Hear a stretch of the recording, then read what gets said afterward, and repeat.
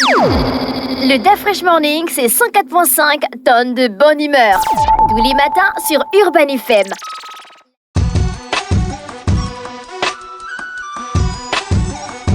Vous êtes sur Urban FM 104.5, la station urbaine dans le DAF Fresh Morning, le réveil matinal le plus haute de la capitale sur la radio, la plus haute de la capitale avec René Ruth. On va retrouver Jean-Paul pour l'actualité internationale. Bonjour Jean-Paul. Bonjour René Ruth. Comment tu vas? Ça va? Tu n'as pas trop la forme ce matin? Tu as un chat dans la gorge ou quoi? Non, pourquoi? Ok. Non, ça va. D'accord, je suis Ça va, rassurée. ça va. D'accord. Alors, l'actualité internationale. Aujourd'hui, on prend l'avion pour quel pays? On va en France. On va parler d'une affaire, on va dire, médiatico-culturelle. Depardieu. Voilà, l'affaire Ah, Depardieu je savais. qui défraie la chronique depuis presque un mois, disons. Nous sommes le 3 janvier, on va dire 3 semaines à peu près, depuis 3 semaines. Alors, tout part, d'abord, Gérard Depardieu n'est plus à présenter, hein, c'est ce qu'on appelle un monstre sacré du cinéma français. Oui. C'est une immense star internationale qui est connue dans le monde entier. Il a fait des chefs-d'œuvre comme Cyrano de Bergerac, 1492, Obélix et Astérix, L'homme au masque de fer. Donc, il a tourné avec les plus grands. Donc vraiment, c'est une personnalité unique dans le cinéma français ou dans le monde de l'art et de la culture française. Eh ben, depuis le 7 décembre, il est sous les feux de la critique après la diffusion d'un reportage dans une émission d'investigation qui s'appelle Complément d'enquête. Oui.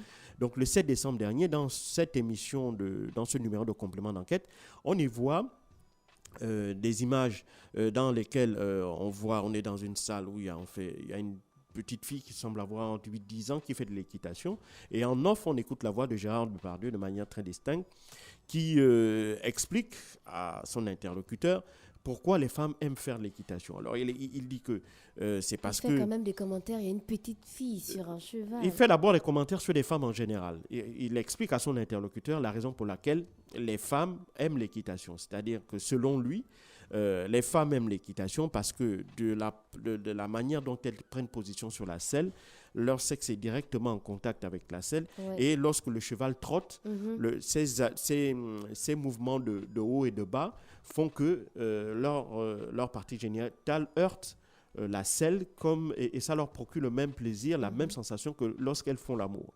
Et donc pour lui, c'est la raison pour laquelle les femmes aiment l'équitation, et donc il en veut pour preuve, donc en parlant de la petite fille maintenant qui était aussi en train de faire du cheval, en disant que c'est exactement la même sensation que en ce moment même cette jeune fille était en train d'avoir. Bon, je le lis avec des mots un peu clean, mais lui, il le dit avec des mots un peu assez crus. Oui. Alors, pour ceux qui n'ont jamais rencontré Gérard Depardieu dans le privé, moi aussi, mais en écoutant, Merci pour la précision. en écoutant pas mal de témoignages des gens qui l'ont côtoyé aussi bien dans le cadre professionnel que dans le cadre purement intime, tous ces gens expliquent que Gérard Depardieu, c'est quelqu'un qui n'a pas la langue dans sa poche. Il a toujours un langage cru. On a tous dans nos familles, même nous en Afrique, des gens qui n'ont pas de filtre dans leur manière de s'exprimer. Il appelle un chat et un chien. Et donc, quand il veut dire quelque chose, il le dit de manière la plus crue possible. Hein. Parfois, lorsqu'il veut parler de sexe, il n'y a pas de limite. Et donc, Gérard Depardieu est un peu de cette catégorie-là. Alors, d'autres parfois, surtout les femmes, expliquent qu'eux aussi, il a parfois un peu la main baladeuse et qu'il a tendance à user de parfois sa notoriété ou de son influence pour parfois toucher un peu les femmes. Et dans la foulée de la publication de ce numéro de complément d'enquête, eh ben, ça va susciter un tollé. D'abord, le tollé par rapport aux propos qui sont tenus, et quelques jours plus tard, commence à pleuvoir un certain nombre de plaintes contre Gérard Depardieu pour viol et agression sexuelle. Alors, pour l'instant, on est à 4 plaintes qui ont été déposées contre Gérard Depardieu. Il fait l'objet maintenant d'une mise en examen. Il a été mis en examen je crois hier. pour des cas de viol et d'agression sexuelle. Alors, la mise en examen, ça veut pas dire qu'il a arrêté, mais ça veut dire qu'il y a des charges qui ont été retenues contre lui et par conséquent qu'il y a de fortes chances qu'il se retrouve devant un tribunal pour justement venir justifier ses actes. Et donc, pour qu'il vienne répondre de ses actes, pardon. Et donc, dans la foulée aussi de cette mise en examen, il y a un véritable déferlement, à la fois de soutien à l'égard de Gérard Depardieu et aussi de haine aussi envers Gérard Depardieu. Alors, il y a d'un côté, il y avait un courant féministe qui s'est saisi de l'affaire et qui, sur les médias français, un certain nombre d'actrices, je ne vais pas les citer ici, elles sont tellement nombreuses, qui ont décidé de lyncher en quelque sorte Gérard Depardieu en expliquant que ce n'est pas nouveau. Les attitudes de Gérard Depardieu d'avoir la main légère, d'avoir une certaine attitude humiliante vis-à-vis des femmes, aussi bien par la manière de s'adresser à elles que par la manière donc de se tenir. C'est-à-dire qu'il a tendance à poser des actes qui aujourd'hui ne sont plus acceptables, étant donné qu'aujourd'hui les femmes ne vont plus accepter de se faire, en quelque sorte. Et puis il y a un autre côté, il y a ceux qui ont défendu Gérard Depardieu en disant que c'est non seulement un monstre sacré. Il y a quand même plus de 50 artistes, scénaristes, producteurs français qui ont publié, je pense mardi passé, un texte défendant Gérard Depardieu. Et il y a à peu près plus d'une centaine. Et malheureusement, dans la centaine d'artistes, de producteurs et autres scénaristes qui, dans un premier temps, avaient signé cette tribune-là en faveur de Gérard Depardieu en expliquant que Gérard Depardieu est un monument de la culture française. Et donc, s'attaquer à Gérard Depardieu, c'est s'attaquer à la France, à l'art français, en quelque sorte. Et donc, pour eux, il faut dissocier l'homme de l'artiste et par conséquent, il faut aussi préserver un peu des deux. Parce que si on détruit l'homme, on va forcément détruire l'artiste et in fine, c'est la France qui va perdre. Or, une partie de ces signataires de cette tribune-là se sont rétractés en quelque sorte. Pierre Richard, Patrice Lecomte, et d'autres. Carla Bruni, avec tout le poids qu'elle a quand même signé. Oui, elle a signé, mais elle ne s'est pas rétractée. Mais il y en a d'autres qui se sont rétractés en disant que, pour le cas par exemple de Pierre Richard, il explique qu'il n'avait pas vraiment bien lu la tribune et qu'il a signé parce que, par amitié. C'est la même chose que pour Patrice Lecomte qui expliquait que, lui aussi, il n'avait pas encore entendu les témoignages des victimes de Gérard Depardieu et donc, par conséquent, il a un peu signé sans savoir. Pour moi, c'est vraiment du n'importe quoi. C'est vraiment n'importe quoi pour la simple bonne raison que ces personnalités-là ne sont pas idiotes. Elles ne peuvent pas signer un texte qu'elles ne connaissent pas. Elles ne peuvent pas apporter leur soutien à quelqu'un dont elles ignorent les agissements. Si véritablement à leurs yeux Gérard Depardieu était le monstre qui est décrit par celles et ceux aujourd'hui qui le lynchent médiatiquement, je ne pense pas que ces hommes et femmes auraient signé cette tribune-là. Par contre, si on voit qu'il y a un retournement de position par rapport à certains d'entre eux, c'est-à-dire qu'ils ont du mal à supporter la pression médiatique qui est surtout mise en avant par des organisations féministes qui sont extrêmement maintenant influentes en France. Depuis 2017, avec l'affaire Harvey Weinstein et l'affaire #MeToo, on voit aujourd'hui de plus en plus, dans la foulée d'une vague wokiste qui s'est emparée de la France, on voit aujourd'hui de plus en plus d'artistes ou de personnalités au nom supposé d'actes qu'ils auraient posés, dont la démonstration d'un point de vue juridique est assez difficile à mettre en évidence aujourd'hui, parce que c'est ça la difficulté avec le viol. Comment prouver qu'il y a 5 ans, il y a 10 ans, il y a 15 ans, une femme ait véritablement subi des actes de viol? Or, aujourd'hui, une fois que l'on dit ça, on vous attaque de défenseurs de violeurs, de ceux qui sont justement pour la domination du genre masculin sur la gente féminine. Donc, on sort tous ces discours-là qui sont maintenant dans l'air du temps, dans l'air du wokisme en France, c'est-à-dire la défense des minorités, que ce soit les femmes, que ce soit les noirs, que ce soit les homosexuels, enfin pas les noirs, surtout les femmes et les homosexuels, c'est surtout ceux-là qui sont véritablement portés par le wokisme.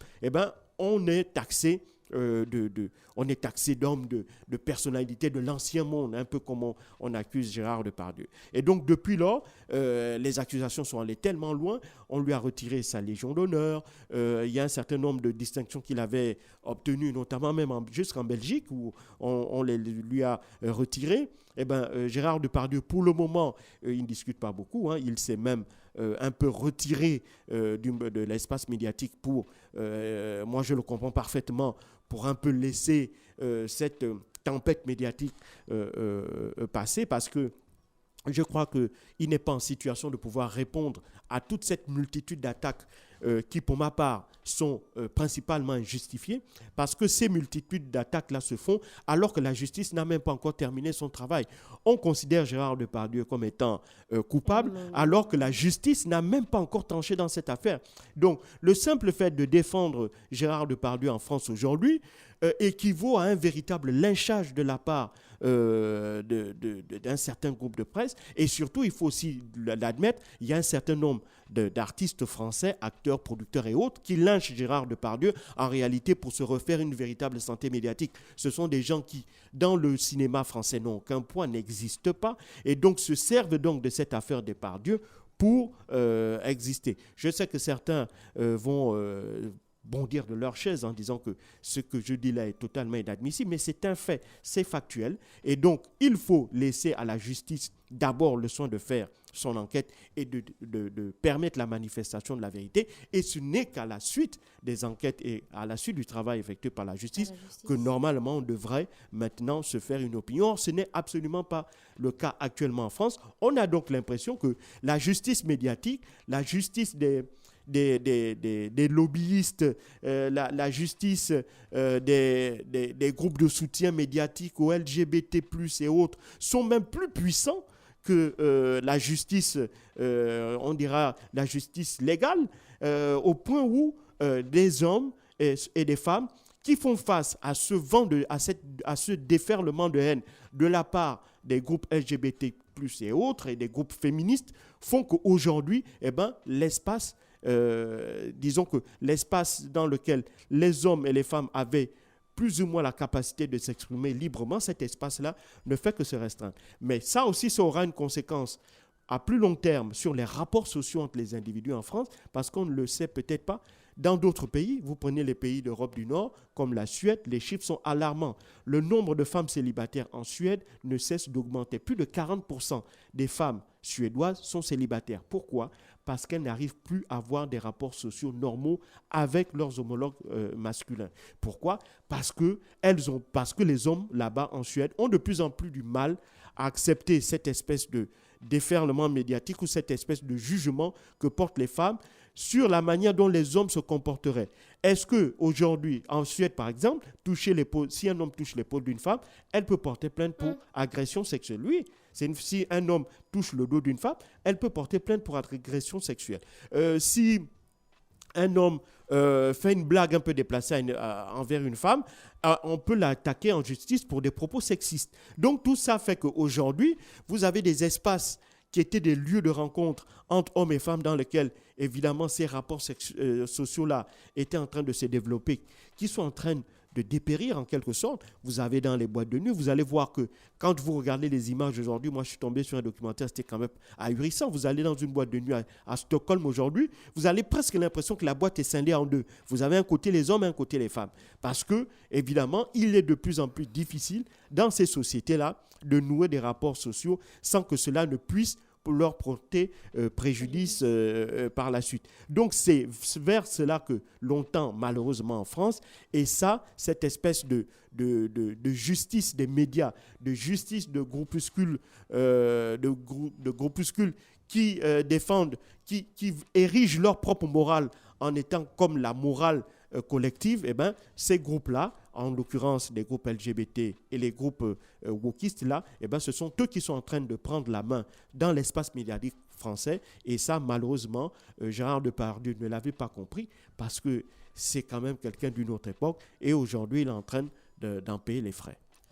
Merci Jean-Paul pour l'actualité internationale. Aujourd'hui, tu revenais sur le cas Gérard Depardieu. Retrouvez sa rubrique sur la page Facebook et la chaîne YouTube de la radio Urban FM 104.5, la station urbaine. On fait un petit tour en musique et on se retrouve pour la suite des programmes dans votre émission Le Dafresh Morning, le réveil matinal le plus haute de la capitale sur la radio, la plus haute de la capitale. Le Dafresh Morning, c'est 104.5 tonnes de bonne humeur. Tous les matins sur Urban FM.